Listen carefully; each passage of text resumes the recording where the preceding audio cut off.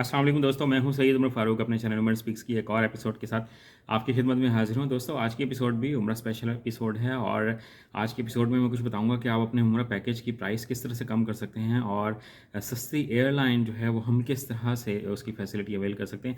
तो इस वीडियो को ज़रा गौर से देखिएगा, इससे आपको थोड़ा सा फ़ायदा ज़रूर होगा अगर आप उम्रा पर जाना चाहते हैं। बट वीडियो स्टार्ट करने से पहले आपसे सिर्फ इतनी रिक्वेस्ट है कि अभी भी 77% लोग चैनल को सब्सक्राइब किए बगैर वीडियो देखते हैं। तो आप अगर हज और उम्रा से रिलेटेड लेटेस्ट इन्फॉर्मेशन से वाकिफ़ रहना चाहते हैं, इन्फॉर्म रहना चाहते हैं, तो नीचे दिए गए सब्सक्राइब के बटन पे अभी क्लिक करें। इस पर आपका कोई खर्चा नहीं होगा। जितने दोस्तों बात कर लेते हैं कि उम्रा से रिलेटेड और अभी तक की न्यूज़ के मुताबिक पहले एक ज़माना होता था कि पाकिस्तान के लोग सबसे ज़्यादा उम्रा माशाल्लाह करने जाते थे, दुनिया में पहले नंबर पे होते थे। बट अब इंडोनेशिया जो है वो पहले नंबर पे आ गया है और पाकिस्तान जो है वो दूसरे नंबर पे चला गया। तकरीबन पिछले हज के बाद से अब तक सिर्फ 2.5 लाख लोग उम्रा अदा करने गए हैं पाकिस्तान से। और उसकी एक बहुत बड़ी वजह ये भी है कि जो उम्रा की जो प्राइसेस हैं वो बहुत ज़्यादा इंक्रीज़ हो गई हैं, एयरलाइंस बहुत एक्सपेंसिव हो गई हैं।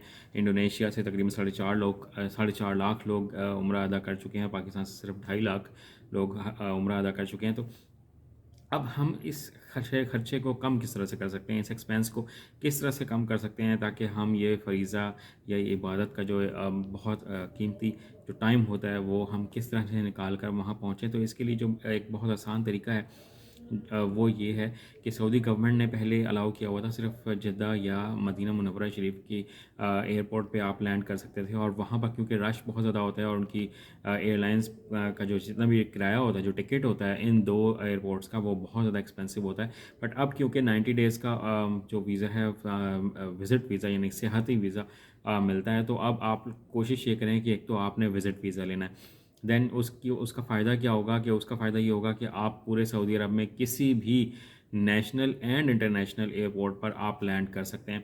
ठीक है, इसका क्या फ़ायदा होगा? इसका फ़ायदा ये होगा कि अगर आप रियाज या दमाम या किसी और सिटी में आप लैंड करते हैं तो वहाँ का जो फेयर है, वहाँ का जो प्राइस है टिकट का, वो बहुत ही सस्ता है।